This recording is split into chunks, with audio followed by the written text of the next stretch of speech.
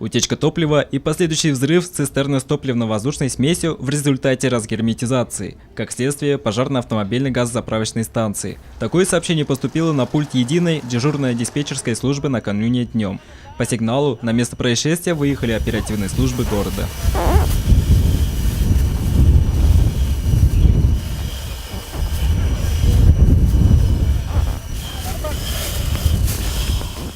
АГЗС является одним из самых взрывоопасных объектов Сибая. Страшно представить, что будет, если сотни кубометров газа столкнутся с огнем. Именно поэтому в целях профилактики на этом объекте развернулись тактико-специальные учения пожарно-спасательной части номер 45 из анального поисково-спасательного отряда. В ходе тренировки происходило тушение цистерны с газом, закрытие трубопроводов, выведение людей из эпицентра чрезвычайной ситуации, спасение пострадавших и другое. Целью нашей является отработка всех приемов тушения пожара на данных объектах, будь то газовая заправка, либо бензиновая заправка, то есть взаимодействие персонала автогазозаправки и персонала ПЧ-45. То есть также сюда к этим учениям были привлечены все службы жизнеобеспечения, как вы уже видели, то есть работа была слаженная, все прибыли в установленные сроки, в установленные временные показатели, то есть общая оценка данной работе оценивается на хорошо.